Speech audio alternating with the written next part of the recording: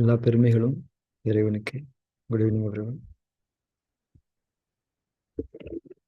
So இன்னைக்கு வகுப்பு ரமலான் நோன்பு தொடர்பான அந்த நேரத்தில் அந்த காலத்தில் என்ன மாதிரியான உணவு முறைகளை நாம் எடுத்துக்கிட்டா சரியாக இருக்கும். முக்கியமாக பேஷண்ட்ஸ், அதாவது மெடிக்கேஷன்ஸில் இருக்கிறவங்க, ஏஜ்டு பீப்புள், டைஜஸ்டிவ் கம்ப்ளைண்ட்ஸ் இருக்கிறவங்க, இவங்களுக்கு ரொம்ப முக்கியமான சில வழிகாட்டல்கள் கொடுக்கணுன்ற ஒரு தேவை இருக்குது. இந்த வகுப்பில் நோன்பினுடைய நன்மைகள் அதை பற்றிலாம் நம்ம பேச போகிறதில்ல. அடிப்படையாக நோன்பு இறைவன் நம்பிக்கையாளர்கள் மீது கட்டளையிட்டிருக்கக்கூடிய, கட்டாயமாக்கி இருக்கக்கூடிய ஒரு விஷயம், நம்முடைய நன்மைகளுக்காக. நோன்பு எதற்கானது என்றால் மனதிற்கானது, பேஷன்ஸ்க்கானது இல்லை அப்படின்னும் இறைவன் தெளிவுபடுத்தியிருக்கான்.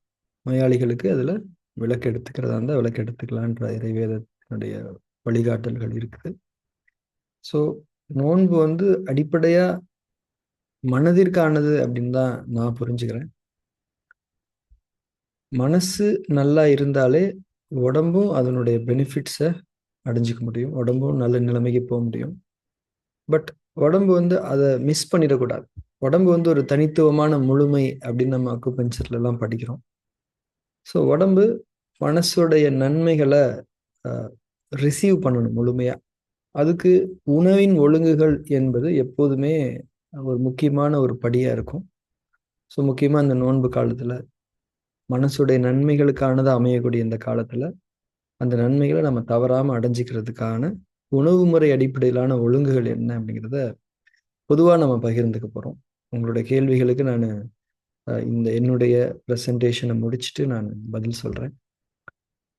இது என்னுடைய கருத்து தான், என்னுடைய தனிப்பட்ட கருத்து தான். மதம் சார்ந்து எனக்கு ஒன்றும் பெரிய புரிதல்கள் இல்லை. தவறு இருந்தால் நீங்கள் பொறுத்துக்கங்க இறைவனுக்காக.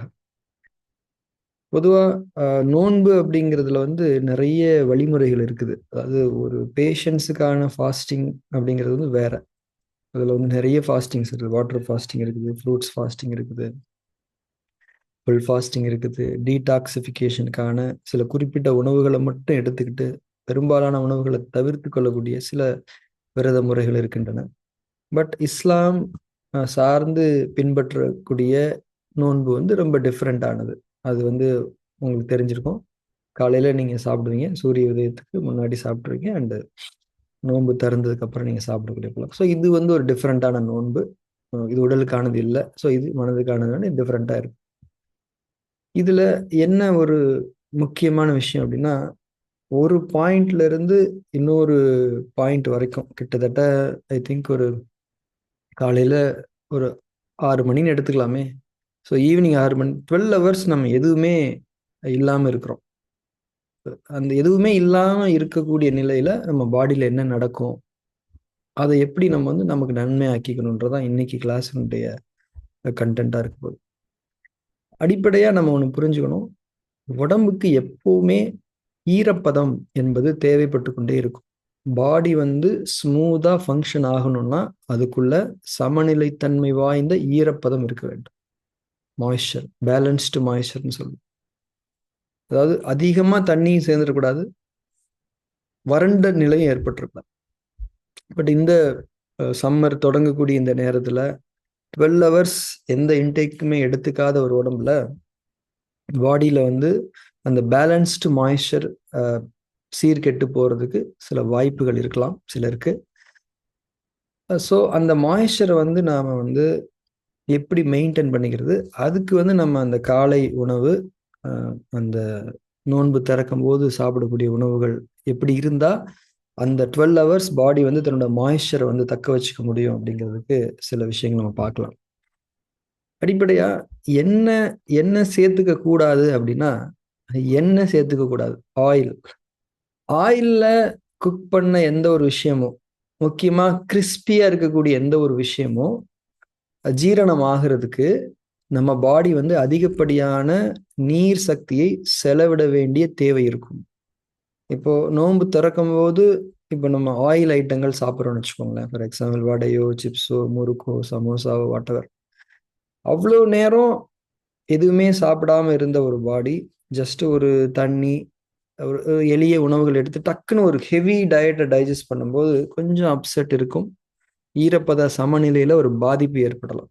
அதனால நோன்பு முடிக்கும்போது இந்த எண்ணெய் பலகாரங்களை தவிர்த்துக்கிறது அப்படிங்கிறது வந்து பெரும் நன்மையாக இருக்கும் என்பதை நாம் புரிந்து கொள்ள வேண்டும். இப்போ ஒரு ஒரு முறுக்கு இருக்குது, ஒரு ஃப்ரூட் இருக்குது, ரெண்டையும் நம்ம சாப்பிட்றோம். எதை சாப்பிட்டு முடிச்சோடனே நமக்கு தண்ணி தேவைப்படும்? முறுக்கு சாப்பிட்டு முடிச்சோடனே நமக்கு தண்ணி தேவைப்படும். ஏன்? அந்த முறுக்கை ஜீரணம் பண்றதுக்கு உடம்பு ஏற்கனவே அது வச்சிருந்த தண்ணியை ஜீரணம் பண்ணிடுச்சு. அது பத்தலைங்கும் போது நமக்கு தண்ணி தேவைப்படும். பழங்கள் சாப்பிடும்போது பழங்கள்ல வந்து தண்ணி இருக்குது. அதை ஜீரணிக்கிறதுக்கு பாடி எந்த எனர்ஜியும் செலவு பண்ண போறது. ஸோ அதனால நம்ம அந்த கிறிஸ்பியா இருக்கக்கூடிய விஷயங்கள், அதாவது எண்ணெயில பொரிக்கிற விஷயங்களை தவிர்க்கிறது வந்து இந்த நோன்பினுடைய நன்மைகளை வந்து முழுமையா நம்ம அடைஞ்சுக்கிறதுக்கு ஹெல்ப் பண்ண முடியும் அப்படிங்கிறது பாயிண்ட் நம்பர் 1. 2வது வந்து ஸ்வீட்ஸ், இனிப்பு. இனிப்பு அப்படிங்கிறது வந்து ஜீரணம் அக்னியை அதிகமாக பயன்படுத்த வேண்டிய தேவையை உருவாக்கக்கூடிய ஒரு சுவை என்பதை நாம் புரிந்து கொள்ள வேண்டும். ஸோ இனிப்பை நம்ம அறவே தவிர்க்கணுமா அப்படின்னா அறவே தவிர்க்க தேவையில்லை, மிதமான தன்மையில எடுத்துக்கலாம். நம்ம மருத்துவ வகுப்புகளை நிறைய பேசியிருக்கிறோம். இனிப்பு சுவைக்கு நாம வந்து தடை போடல. அந்த இனிப்பு சுவையை எந்த உணவுகள் மூலமா எடுத்துக்க கூடாதுங்கிறதுல தான் தெளிவு வேணும்னு நம்ம சொல்றோம். ஸோ இனிப்பு நம்முடைய ஜீரண மண்டலத்தை சக்தியூட்டவும் செய்யும், ஜீரண மண்டலத்தினுடைய சக்தியை விரயமாக்கவும் செய்யும். எந்த இனிப்பு சக்தி ஊட்டும் அப்படின்னா பழங்கள்ல இருக்கக்கூடிய இனிப்பு, தேன்ல இருக்கக்கூடிய இனிப்பு, தேங்காயில இருக்கக்கூடிய இனிப்பு. இதுதான் முதன்மையா நம்ம சொல்றோம். அதுக்கப்புறம் இந்த ட்ரை ஃப்ரூட்ஸ், நட்ஸ்ன்னு சொல்றோம் இல்லைங்களா? டேட்ஸு, நட்ஸ்ல இருக்கக்கூடிய ஸ்வீட்ஸ். ஸோ இந்த ஸ்வீட்ஸுக்கு நம்ம வந்து முக்கியத்துவம் கொடுக்கணும். முக்கியமா நோன்பு திறக்கும் போது, அதாவது ஈவினிங் நீங்க சாப்பிட்றீங்க இல்லையா, அந்த டைம்ல இந்த இனிப்புகள் வந்து ஜீரண மண்டலத்தினுடைய ஈரப்பதத்தை பாதுகாப்பதற்கு உதவி செய்ய முடியும். ஸோ நோன்பு திறக்கும் போது ஆயில் ஃபுட்ஸ் அவாய்ட் பண்ணிட்டு, இப்போ வழக்கமா தண்ணி, டேட்ஸ் சாப்பிடுவோம் இல்லையா, அதுக்கப்புறமும் நம்ம பழங்கள் தான் சாப்பிடும். அதுக்கப்புறம் நோன்பு கஞ்சி குடிக்கிறது அதெல்லாம் நம்ம குடிச்சோம். ஃபர்ஸ்ட் பாடிக்கு வந்து அந்த பழங்கள், அந்த ஈரப்பத தன்மை உள்ள விஷயம். அதுவும் பழங்கள்ல வந்து அந்த இனிப்பு சுவையுடன் கூடிய ஈரப்பதம் அப்படிங்கிறது பாடிக்கு வந்து பெரிய ட்ரீட். அதுவும் ஒரு 12 hours ஃபாஸ்டிங் இருந்துட்டு. ஸோ நாங்கள் நோன்பு முடிக்கும்போது நம்ம வந்து அந்த பழங்களை சாப்பிட்றதுங்கிறது நன்மையானது. அதுக்கப்புறம் இந்த பிரியாணி அப்படின்னு ஒரு ஐட்டம் இருக்குது. இந்த பிரியாணியை பொறுத்த வரைக்கும் அது நான்வெஜ் பிரியாணி அப்படின்னு நான் சொல்லலை. பொதுவாகவே ஒரு மசாலாக்களை அரிசியில் ஸ்டஃப் பண்ணி ஒரு தம் பண்ணி வேக வைக்கும்போது அந்த உணவு சற்றே கடினமான உணவு ஆகுது. ஜீரணிப்பதற்கு அதிகமான சக்தியை செலவிட வேண்டிய தேவை இருக்கு. இப்போ நம்ம பிரியாணி சாப்பிட்டதுக்கு அப்புறமும் நமக்கு தண்ணி தவிக்குதா இல்லையா? இதை வச்சு நம்ம புரிஞ்சுக்கலாம் இல்லையா அந்த உணவை ஜீரணிக்கிறதுக்கு பாடி எந்த அளவுக்கு வாட்டர் எனர்ஜியை ஸ்பெண்ட் பண்ணுதுன்னு சொல்லிட்டு. ஸோ அந்த பிரியாணி, அது வெஜிடபிள் பிரியாணியாக இருக்கட்டும், நான்வெஜ் பிரியாணியாக இருக்கட்டும், வாட் எவர் இட் இஸ், பிரியாணியை தவிர்க்கிறது நல்லது. நீங்கள் அசைவம் சாப்பிடலாம். இப்போ ஒரு ஒரு மட்டன் குழம்பு இருக்குது, சிக்கன் குழம்பு இருக்குதுன்னா நீங்கள் ஒயிட் ரைஸில் போட்டு உங்கள் தேவைக்கு போட்டு பிசைஞ்சு அப்போ சாப்பிடும்போது அது ஒரு விதமான இலகுத்தன்மையில் இருக்கும். பிரியாணி அப்படிங்கும்போது கண்டிப்பாக அது வந்து ஒரு ஹெவி ஃபுட்டு தான் புரிஞ்சுக்கணும். இப்போ நார்மலாக இருக்கிறவங்க இதெல்லாம் சாப்பிட்றாங்கன்னா ஒன்றும் செய்யாது. இப்போ நம்ம வந்து ஒரு பேஷண்ட்ஸா இருக்கிறோம், டைஜஸ்டிவ் டிஸார்டர் இருக்குது, கேஸ்ட்ரைட்டிஸ் இருக்குது, டயபெட்டிக் மெடிசன் சாப்பிட்டுட்டு இருக்கிறோம், நமக்கு வந்து கான்ஸ்டிபேஷன் இருக்குது. இந்த மாதிரிலாம் இருக்கும்போது அந்த நோன்பு காலத்துல அது இன்னுமே ஒரு காம்ப்ளிகேஷன்ஸ் ஏற்படுத்தும். நம்ம மென்டலி ஸ்ட்ராங்கா இருக்கிறதுனால நோன்பு பூர்த்தி பண்ணிடுவோம். பட் நோன்பு பூர்த்தி பண்ணதுக்கு அப்புறம் உடம்பு தன்னுடைய குறைபாடுகளை நிவர்த்தித்துக் கொள்வதற்கு சஃபர் ஆகும்ல. ஸோ அதை நம்ம தவிர்க்கணும். நோன்பினுடைய நன்மைகளை முழுமையை அடைஞ்சுக்கிறது இந்த உணவுகளை தவிர்த்தால் நன்மை என்பது என்னுடைய தனிப்பட்ட கருத்து. ஸோ பிரியாணி உணவுகளை வந்து நம்ம தவிர்க்கலாம். அசைவம் சாப்பிடலாம். அசைவம் இப்போ நோன்பு கஞ்சி நம்ம சாப்பிட்றோம், அதில் இருக்கக்கூடிய மட்டன் அப்படிங்கிறது வந்து எளிமைப்படுத்தப்பட்ட விஷயம் தானே. அது வந்து ஸ்மாஷ்ட், ஆல்மோஸ்ட் ஸ்மாஷ்டு தானே. ஸோ உடம்பு ஜீரணிக்கிறதுக்கு எளிய தன்மையில் இருக்கக்கூடிய ஒரு உணவை தான் நம்ம வந்து பிரதான உணவாக நோன்பு திறக்கும் போது வச்சிருக்கிறோம். ஸோ அதை தாண்டி அதை முடிச்சுட்டு ஒரு பெரிய ஒரு பிரியாணி மாதிரியான விஷயங்களை நாம எடுத்துக்க வேண்டாம். அண்ட் அடுத்த விஷயம் என்ன அப்படின்னா காய்கறிகள். காய்கறிகள்ல இருக்கக்கூடிய அந்த நார்ச்சத்து, நீர்த்தன்மை, இதர ஊட்டச்சத்துக்கள், இதர தாது உப்புக்கள், முக்கியமா மினரல்ஸ், இது எல்லாமே அந்த இரவு உணவுல இருக்க வேண்டியது வந்து மிகவும் முக்கியமானது. ஏன் சொல்றேன்னா பொதுவாகவே நம்ம வந்து இரவு உணவுல வந்து கொஞ்சமா வெஜிடபிள்ஸ் சேர்த்துக்கங்கன்னு சொல்றோம். அதுக்கு காரணம் காலையில வந்து நம்மளுடைய ஸ்டூல்ஸ் வந்து ஃப்ரீயா வெளியே போகணுன்றதுக்காக. அதாவது பெருங்குடலுடைய இயக்கம் இலகுவாக நடக்க வேண்டும் என்றால், பெருங்குடல் தனக்குள்ளே சேர்ந்து இருக்கக்கூடிய கழிவுகளை எல்லாம் லேசான தன்மையில் வெளியேற்ற வேண்டும் என்றால், அதற்கு அந்த தாது சத்துக்கள், அந்த நார்ச்சத்து, காய்கறிகளில் இருக்கக்கூடிய அந்த ஈரப்பதத்தன்மை, இதெல்லாம் ரொம்ப முக்கியம். அது நைட்டு டின்னர்ல எடுத்துக்க வேண்டியது ரொம்ப முக்கியம். இப்போ நீங்க பார்த்தீங்கன்னா, ஷார்ட் டைம் இப்போ நைட்டு நீங்க சாப்பிட்றீங்க, அடுத்து வந்து காலையில நீங்க சூரிய உதயத்துக்கு முன்னாடியே சாப்பிட்றீங்க. ஸோ ரொம்ப ஷார்ட் டைம்ல இருக்குது. அப்போ நீங்க வந்து காலையில உங்களுடைய ஸ்டூல்ஸ் வந்து ஃப்ரீயா வெளிய போனா தான், நீங்க காலையில சாப்பிடக்கூடிய அந்த காலை உணவு இருக்கு இல்லையா? அது வந்து நீங்க கம்ஃபர்டபுளா எடுத்துக்க முடியும். எக்ஸ்ட்ராக்ஷன் அதிகமா எடுக்க முடியும். அடுத்து அத வச்சு தான் நீங்க அந்த நாள் ஃபுல்லா கடத்தணும். சரிங்களா? ஸோ, அப்ப அந்த ஸ்டூல்ஸ் வந்து காலையில ஃப்ரீயா வெளிய போறதுக்கு, அந்த இரவுல சாப்பிட வேண்டிய காய்கறிகள் வந்து ரொம்ப முக்கியமானது. இப்ப நம்ம பிரியாணியோ, ஃப்ரைட் ஐட்டம்ஸோ, ஆர்டிஃபிஷியல் ஸ்வீட்ஸ் கொண்ட ஒரு விஷயங்கள் சாப்பிட்டுட்டோம் அப்படின்னா, கண்டிப்பா அந்த மார்னிங் ஸ்டூல்ஸ் வந்து கம்ஃபர்டபுளா வெளிய போகாது. வெளிய போகாததுனால உங்களுக்கு அந்த சஹர் மீல்க்கு வந்து நல்ல ஒரு பசி உணர்வு வராது. பசி உணர்வு வராம நீங்க சஹர் மீல் எடுத்துக்கிட்டீங்க, ஒரு சடங்குக்காக எடுத்துக்கிட்டீங்கன்னா, அது அந்த நாள் ஃபுல்லாவே உங்களுக்கு வந்து ஒரு சோர்வை ஏற்படுத்திரும். மனசுல வந்து தேவையில்லாத ஸ்ட்ரெஸ் ஏற்படுத்திரும். ஸோ, ஒரு விஷயம் புரிஞ்சுக்கணும். நம்ம பாடி வந்து சுகமான தன்மையில இருந்தா தான், மனசு வந்து அதுல நல்லபடியா பொருந்தும். பாடியில ஒரு சின்ன கஷ்டம் இருக்கும்போது, மனசு பொருந்தாது அந்த உடம்போட. மனசும், உடம்பும் பொருந்தி இருக்கிறது தான் ஒரு முழுமையான ஆரோக்கியம். அதனால பிசிக்கலி நம்ம உணவ கொண்டு எந்த தப்பும் பண்ணாம இருந்துட்டாலே, நமக்கு மனசு வந்து பாடினால மனசுல ஏற்படக்கூடிய ஸ்ட்ரெஸ்ஸஸ் வந்து தவிர்த்துறலாம். மனதை மையமாக வைத்து நமக்கு ஏகப்பட்ட ஸ்ட்ரெஸ், குழப்பங்கள் இருக்குது. இதுல பாடினால மனசுல ஏற்படக்கூடிய குழப்பங்களும் சேருது இல்லையா? அத நம்ம தவிர்க்கலாம் தானே! ஸோ இந்த மாரியான புரிதல்கள் நம்ம எடுத்துக்கணும். ஸோ இரவு உணவுல கண்டிப்பா நீங்க வந்து ஒரு டீசென்ட் குவான்டிட்டி வெஜிடபிள்ஸ் எடுத்துக்கோங்க. நான் பலமுறை வகுப்புகள்ல சொல்லியிருக்கிறேன். அ சைவ உணவு பழக்கம் உள்ளவர்கள் சாப்பிடக்கூடிய காய்கறிகளின் அளவை விட, அசைவ உணவு பழக்கம் உள்ளவர்கள் அதிகமாக காய்கறிகளை சாப்பிட வேண்டும். ஏனென்றால், அசைவ உணவுகளிலிருந்து உடலின் இயக்கத்திற்கு தேவையான பல்வேறு விதமான ஊட்டச்சத்துக்கள் கிடைக்கின்றன. ஆனால் அந்த ஊட்டச்சத்துக்களை உடல் ஜீரணித்துத்தான் கிரகிக்கிறது. அந்த ஜீரணத்தில் உடல் தன்னுடைய குடல்களின் சக்தியை அதிகமாக விரயம் செய்கிறது. குடல் வந்து தன்னுடைய எனர்ஜி எல்லாம் நல்லா போட்டு எஃபர்ட் போட்டு தான் அந்த நான்வெஜ்ஜை ப்ராசஸ் பண்ணி அந்த எனர்ஜி எடுக்குது. கஷ்டப்படாம ஒண்ணு கிடைக்காது இல்லையா? அப்போ அந்த குடல் கொஞ்சம் ரிலீஃப் கொடுக்கணும்ல.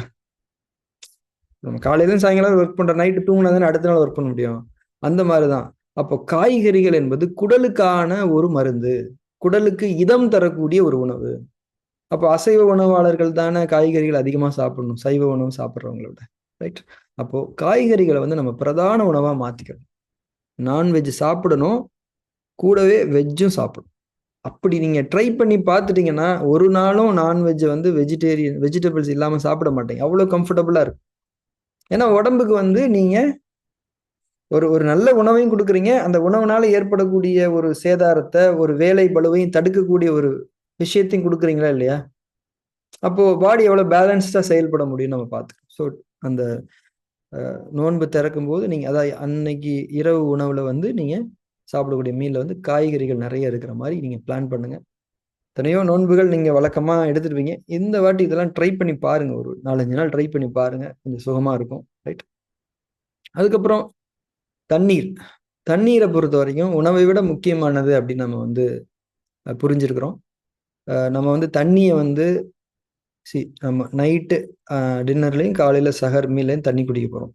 அந்த தண்ணிய நாம ரொம்ப பொறுமையா வாய் வச்சு, ஆழமான உணர்வோட உமிழ்நீர்ல கலந்து தொண்டையில நிறுத்தி விழுங்கும்போது, அந்த தண்ணீரினுடைய குளிர்ச்சியை நாம் முழுமையாக கிரகித்துக் கொள்ளும்.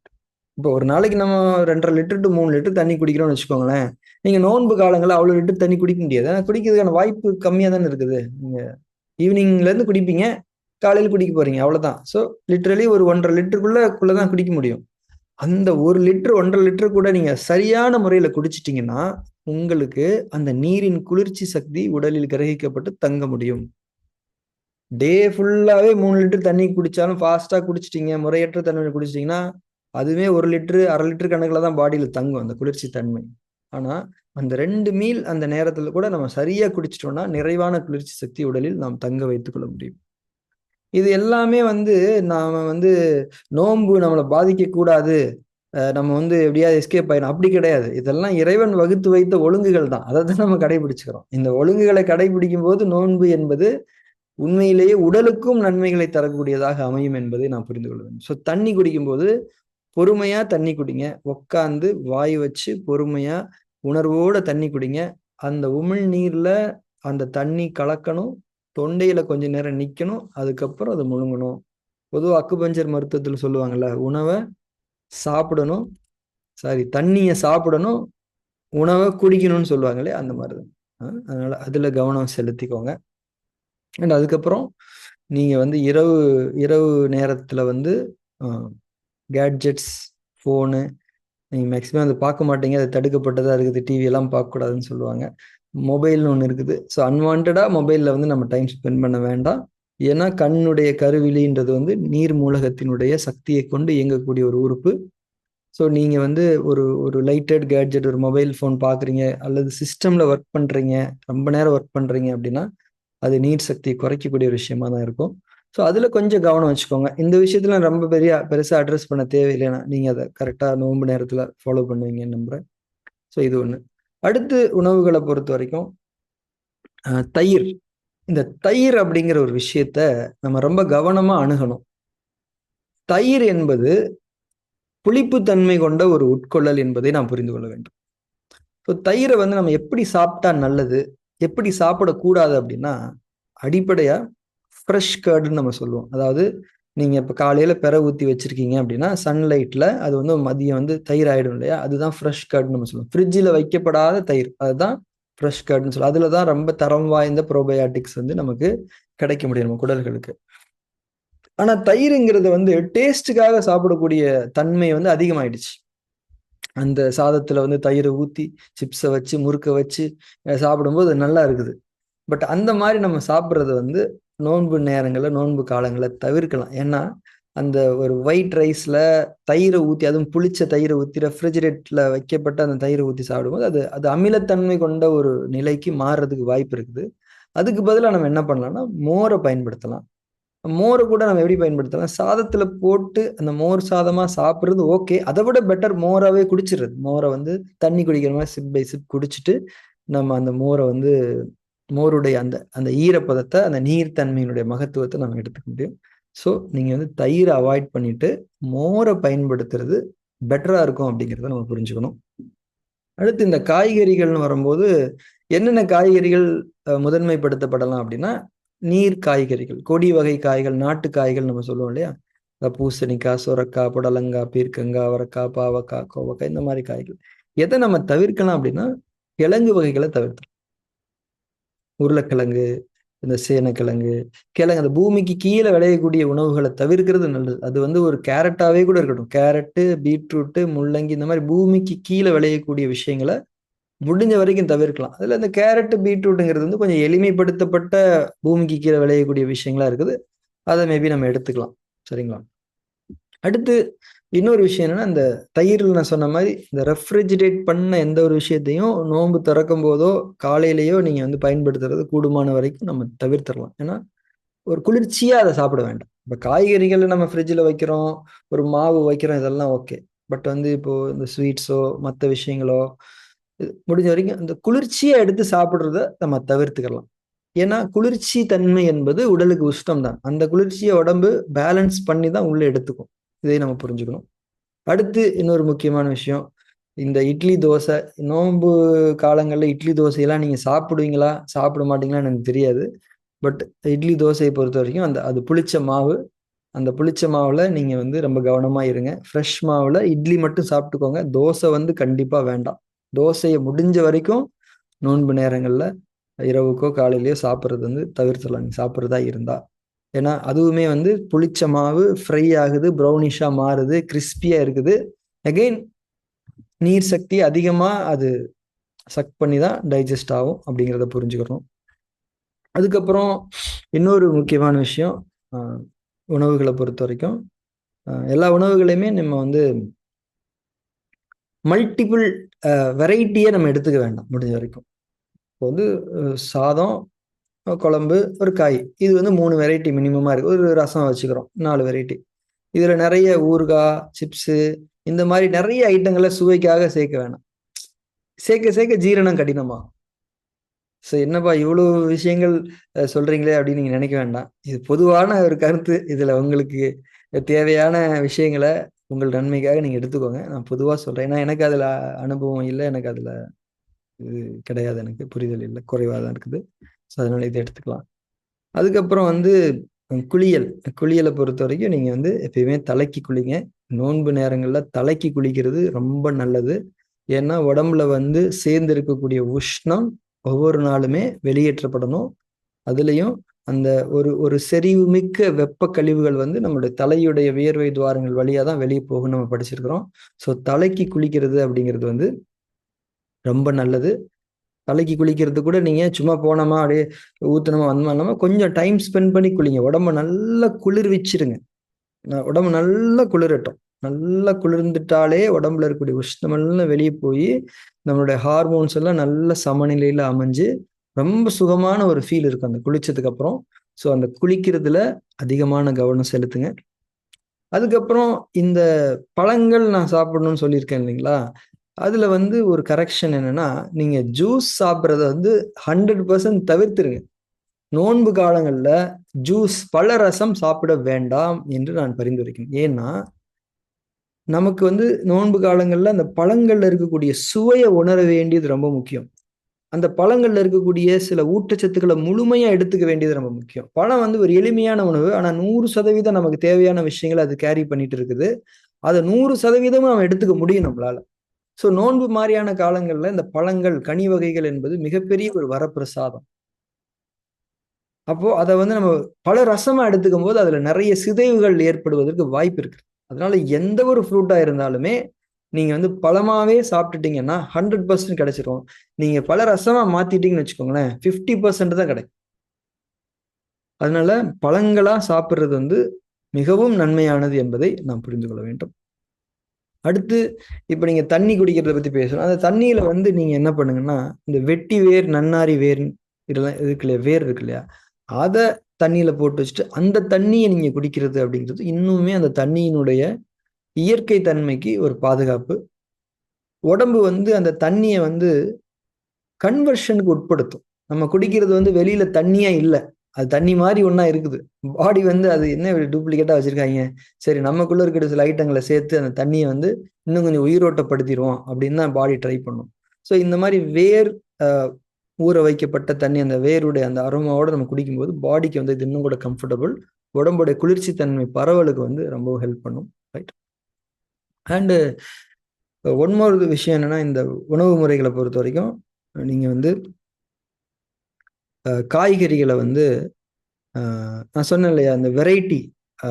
ஆக்சுவலி வெரைட்டின்னு எப்படி புரிஞ்சுக்கணும்னா, இப்போ சாதம் ஒரு வெரைட்டி, குழம்பு ஒரு வெரைட்டி, ரசம் ஒரு வெரைட்டி, காய் ஒரு வெரைட்டி, கூட்டு ஒரு வெரைட்டி, பொரியல் ஒரு வெரைட்டி, மோர் இருக்குது, அல்லது ஏதாவது ஸ்வீட் இருக்குது, ஏதோ ஸ்நாக்ஸ் இருக்குது, ஊறுகாய் இருக்குது, இந்த மாதிரி நிறைய வெரைட்டிஸ் இருக்கு இல்லையா. ஸோ முடிஞ்ச வரைக்கும் ஒரு 3-4 வெரைட்டிஸ், முடிஞ்ச வரைக்கும் 3க்குள்ள நீங்க நிப்பாட்ட முடியுதா பாருங்க. நீங்க 3 வெரைட்டிஸ் அதிக குவான்டிட்டி சாப்பிடலாம். வெரைட்டி கூட கூட ஜீரணம் கடினமாகும் இல்லையா. அதனால வெரைட்டியை மினிமைஸ் பண்ணுங்க. அப்ப என்ன பண்ணலாம்னா, ஒரு வாய்ப்பு என்னன்னா, இப்போ ஒரு நாள் என்ன பண்ணலாம்னா குழம்பவே கட் பண்ணிடலாம். குழம்பு கட் பண்ணிட்டு காய்கறி கூட்டு இருக்குல்ல, காய்கறி கூட்டை போட்டு சாதத்துல போட்டு சாப்பிட வேண்டியதான். அப்போ ஒரு வெரைட்டி குறையுது, காய்கறியும் சாப்பிட்ட மாதிரி ஆயிடுது, இன்னும் கூட பெட்டரா இருக்கும். நல்லாவும் சாப்பிடலாம். ஸோ இந்த மாதிரி நீங்க பிளான் பண்ணுங்க. அண்ட் உணவுகளில் வந்து காரத்தை வந்து முடிஞ்ச வரைக்கும் குறைச்சிருங்க. ஆக்சுவலி பழங்கள் நிறைய சாப்பிட்டுட்டோம்னாலே நம்ம காரத்து மேலே ஒரு கிரேவிங் இருக்காது அப்படின்னு நம்ம பொதுவாக படிச்சிருக்கிறோம் இல்லையா. அதனால் நீங்கள் பழங்கள், காய்கறிகள் அதிகமாக சாப்பிட்றீங்க.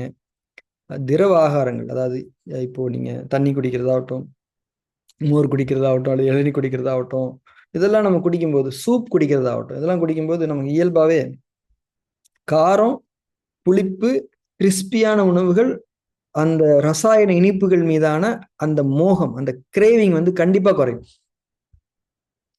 அதுக்கப்புறம் இன்னொரு விஷயம், சூப்பு. சூப் அப்படிங்கிறது வந்து முக்கியமா ஏஜ்டு பீப்புள், உங்க வீட்டில் ஏஜ்டு பீப்புள் இருந்தாங்க அப்படின்னா அவங்களுக்கு வந்து கண்டிப்பா காலையிலையும் ஈவினிங்லையும் சூப் வந்து நீங்க கண்டிப்பா கொடுங்க. சூப்பை பொறுத்த வரைக்கும் ஹைலி நியூட்ரிஷியஸ், திரவ வடிவத்தில் இருக்கிறதுனால உடம்பு வந்து அதை ரொம்ப எஃபர்ட்லெஸ்லி ப்ராசஸ் பண்ணி எனர்ஜி எடுத்து கொடுக்கும். அப்போ ஜீரண குறைபாடு இருக்கிறவங்க, இப்போ இன்னைக்கு கூட நேத்து வந்திருந்தாங்க, ஒரு அம்மா வந்திருந்தாங்க. அந்த அம்மா வந்து அந்த அம்மானால வந்து மூச்சே ஃப்ரீயா விட முடியல, நடக்க முடியல, உட்கார முடியல.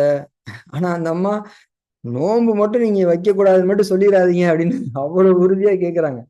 அவ்வளவு ஒரு ஈடுபாடு இருக்குது, விருப்பம் இருக்குது. ஆனா அந்த அம்மாவோட உடல் வந்து அது இறைவன் அவங்களுக்கு நன்மையாக்கி தரணும். அப்போ அந்த அம்மாவுக்கு நான் தான் சொன்னேன், நீங்க அழகா நீங்க நோன்பு இருங்கம்மா, ஆனா கண்டிப்பா நீங்க இரவு சூப் எடுத்துருங்க, காலையிலையும் சூப் எடுத்துருங்க. சூப் அப்படிங்கிறது வந்து பெரியவங்களுக்கான ஜீரண குறைபாடு, ஜீரணத்துல ஒரு தவறுகள் நிகழ்வதற்கான வாய்ப்புகள் அதிகமா இருக்கிறவங்க சூப்பு வந்து ப்ரிஃபர் பண்ணும். எந்த சூப்னாலும் பரவாயில்ல, கீரை சூப் குடிக்கலாம், காய்கறி சூப் குடிக்கலாம், மட்டன் எலும்பு சூப் குடிக்கலாம், ஆட்டுக்கால் சூப் குடிக்கலாம், சிக்கன் சூப் குடிக்கலாம், எல்லாமே குடிச்சுக்கலாம். ஸோ சூப் வந்து கண்டிப்பா எடுத்துக்கணும். திரவம், அரை திரவம், திடம், இந்த 3 நிலைகள்ல தான் உணவுகளை நம்ம பொதுவா பிரிக்கிறோம். இதுல நோன்பு காலங்கள்ல 50% ஆர் 60% திரவம், அரை திரவமான உணவுகளை நீங்க தேர்ந்தெடுக்கிறது சால சிறந்தது. திட உணவுகளும் நமக்கு தேவை, அதை 40% அலாங் வித் வெஜிடபிள்ஸ். நான்வெஜ் தேவைன்னா அலாங் வித் வெஜிடபிள்ஸ் அந்த நான்வெஜ்ஜை நீங்க சேர்த்து எடுத்துக்கிறது நன்மையானது. அண்ட் சாப்பிடும்போது இறைவனுக்கு நன்றி சொல்லி பொறுமையா மென்னு அந்த சுவையை நாக்கிலேயே கிரகிச்சுட்டு சுவையற்ற உணவுக்குள்ள மட்டும்தான் நீங்க முழுங்கணும். அதுதான் நல்ல ஜீரணத்திற்கான அடிப்படை. வாயில தான் முதல் கட்ட ஜீரணம் நடக்குது. எந்த அளவுக்கு பொறுமை இருக்குதோ அந்த அளவுக்கு முதல் கட்ட ஜீரணம் சக்சஸ் ஆயிடும். முதல் கட்ட ஜீரணம் சக்சஸ் ஆனாலே அந்த ஜீரணமே சக்சஸ் தான். பொறுமையை கொண்டு நன்றி உணர்வோட எந்த ஒரு உணவையும் நீங்க சாப்பிடுங்க. இப்ப நம்ம சொன்ன இந்த ஒழுங்குகள் எல்லாமே இறைவன் வகுத்து வைத்த ஒழுங்குகள் தான். உணவு சார்ந்த இறை ஞானங்களை தான் நம்ம பகிர்ந்திருக்கின்றோம். நம்ம வந்து டெக்னிக்கலி ஒன்றும் நம்ம வந்து இதை வந்து மாத்தல. நம்ம நம்ம வந்து தேவையில்லாம எதுக்கு சஃபர் ஆகிக்கிட்டு, இறைவனுடைய வழிகாட்டுதல்களை நம்ம எடுத்துக்கிட்டு நம்ம நோன்பை கடைபிடிக்கும் போது இன்னும் அது ஒரு பியூட்டிஃபுல் எக்ஸ்பீரியன்ஸா இருக்கும் தானே. அதுக்காக சொல்லப்படுற விஷயம். ஸோ இதுதான் இன்னைக்கு நான் வந்து உங்ககிட்ட ஷேர் பண்ணிக்கணும்னு நினைச்சது. உங்க சைட்ல இருந்து ஏதாவது கேள்விகள் இருந்தா கேட்கலாம்.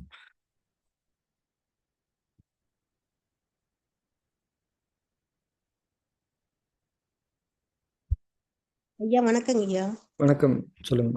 ஐயா, எந்த உணவு சாப்பிட்டாலும் ஐயா முதல் வாயில் நுனி நாக்குல பட்டதுமே பாத்தீங்கன்னா 2 கன்னத்துலயும் பயங்கரமா வலி, அப்படியே ஜிவ்வுன்னு புடிச்சு இழுக்குதுங்கய்யா.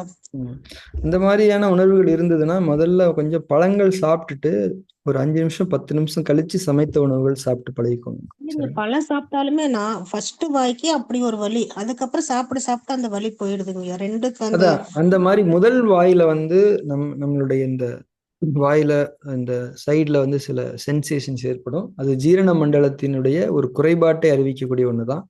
இதுல வந்து 2 விதமான விஷயங்கள் இருக்குங்கம்மா. அந்த சாப்பாடுல இருக்கக்கூடிய சுவை வந்து உடம்புக்கு பொருத்தமா இல்லாத நிலையில அந்த மாதிரியான சென்சேஷன்ஸ் ஏற்படலாம். அந்த மாதிரி டைம்ல தான் பழங்களை ஃபர்ஸ்ட் சாப்பிட சொல்றோம். பழங்கள் சாப்பிட்டுட்டும் அந்த மாதிரி பழங்கள் சாப்பிடும்போது அந்த சென்சேஷன்ஸ் வரும் சம்டைம்ஸ், அது ஓகே. சமைத்த உணவுகள் சாப்பிடும்போது வந்ததுன்னா நீங்க பழங்கள் சாப்பிட்டு ஒரு 5 நிமிஷம் கழிச்சு குக்குடு ஃபுட்ஸ் எடுத்துக்கோங்க. ஸ்டில் அது வருதுன்னா நீங்க வந்து சமைத்த உணவுகளே தவிர்த்துட்டு பழங்களே சாப்பிடுங்க. பழம் வாயில வச்சாலும் அந்த மாதிரி வாழைப்பழம் வாயில வச்சா கூட வருதுங்க, வலி இருக்குங்க. வாழைப்பழத்துல வந்து வாழைப்பழத்தை தவிர்த்துருங்க, வேற பழங்கள் சாப்பிடுங்க, நல்ல பழங்கள் சாப்பிட்டு. எந்த உணவு வாயிலன்னு ஒரு உணவு வெறும் சாப்பாடு வச்சா கூட வலி இருக்குதுங்கய்யா. அப்ப நீங்க வந்து கண்டிப்பா ட்ரீட்மெண்ட் எடுத்துக்கோங்க. உங்க ஜீரண மண்டலத்து குறைபாடுகளை சரி பண்ணிக்கோங்க, சரிங்களா? ஆனா இது வந்து ஜீரண மண்டலத்தினுடைய ஒரு குறைபாடு, அதை நிவர்த்தித்துக்கணும். சரியா? Okay, thank you. ஃபாஸ்டிங் இருந்தா அதுக்கு சரியா போகுங்களாங்க, இல்ல ட்ரீட்மெண்ட் தான் பண்ணி ஆகணுங்களா? இல்லைங்கம்மா, நீங்க ட்ரீட்மெண்ட் பண்ணுங்க. இப்ப நீங்க ரமலான் நோன்பு இருக்கிறீங்களா என்ன? இல்லைங்க, இப்ப நம்ம நீங்க சிகிச்சை எடுத்துக்கோங்கம்மா, சரியா? சரிங்க. ஓகே, நன்றிங்க. நன்றிங்க.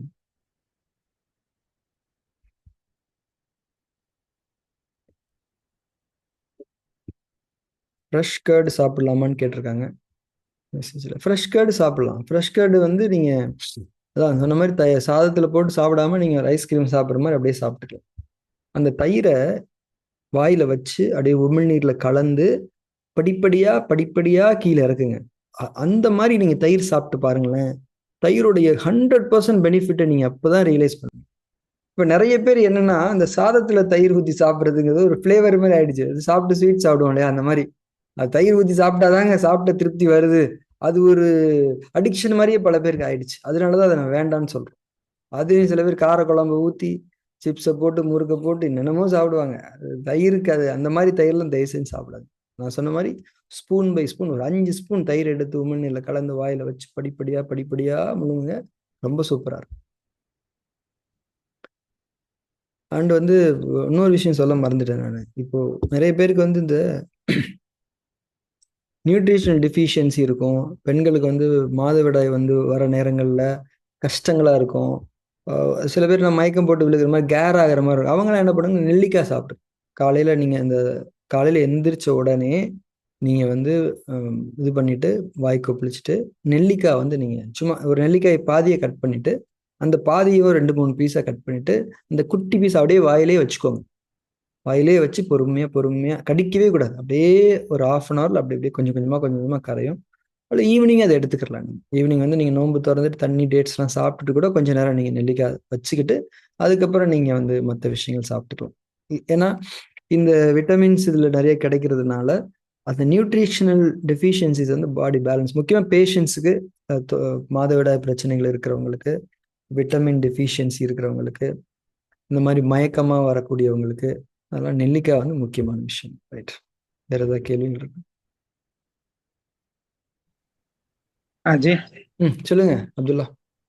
அத இப்போ சகருக்கு எந்திரிக்கும் போது பசி இருக்கிறது இல்ல, ஆனா சாப்பிடுறாங்க ஃபுல்லா.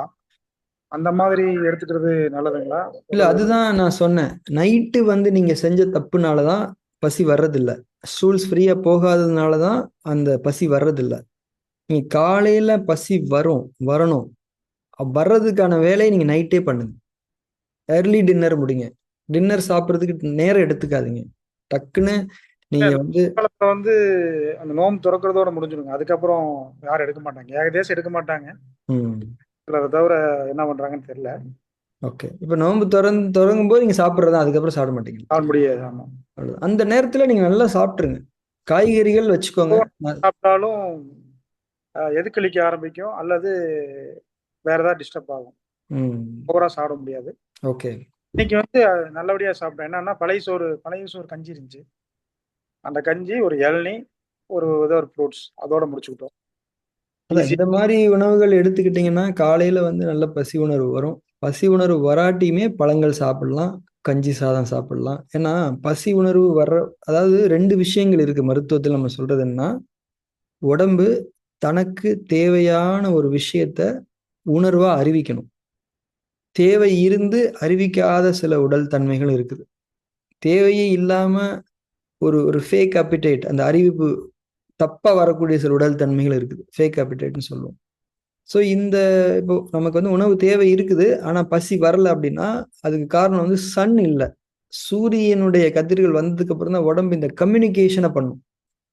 ஆனா உடம்புக்கு அந்த உணவு தேவை இருக்கும். ஸோ நீங்க என்ன பண்ணிக்கலாம்னா, நீங்க 7 மணிக்கெல்லாம் ப்ரீவியஸ் டே 7 மணிக்கெல்லாம் முடிச்சிடுறீங்க தானே, 7-7:30 முடிச்சிடுறீங்க. ஸோ டெஃபினட்டா உடம்புக்கு வந்து உணவு தேவை இருக்கும். ஸோ அதனால பசியை பெருசா எதிர்பார்க்க வேண்டாம். நீங்க ஸ்டூல்ஸ் மட்டும் கரெக்டா ப்ராப்பரா வெளியில போயிருச்சான்னு நீங்க பாத்துக்கோங்க. அல்லது போகாட்டி கூட வயிற்றுல வந்து அந்த ஒரு சுகமான தன்மையை நீங்க உணர்ந்துட்டீங்கனாலே நீங்க சாப்பிட ஆரம்பிச்சிடலாம். அப்பயுமே நான் என்ன சொல்றேன்னா, காலையில அந்த முதல் உணவா ஒரு சின்ன பவுல்ல பழங்கள் சாப்பிட்டுருங்க. ஃபர்ஸ்ட் உணவா, ஃபர்ஸ்ட் இன்டேக். அதுக்கப்புறம் நீங்க மற்ற விஷயங்கள் நீங்க சாப்பிட்டுக்க, ஒன்றும் செய்யாது. அந்த மாதிரி நீங்க கடைபிடிச்சிக்கலாம்.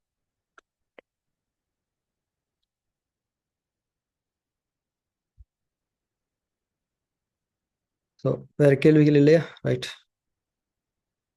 ஓகே, நாம நிறைவு செஞ்சுக்கலாம். நல்லபடியா நோன்பு பூர்த்தி பண்ணுங்க. இறைவனுடைய அருளும் கருணையும் உதவியும் நமக்கு நிறைவாக அமையட்டும். எல்லா பெருமைகளும் இறைவனுக்கு. Thank you very much.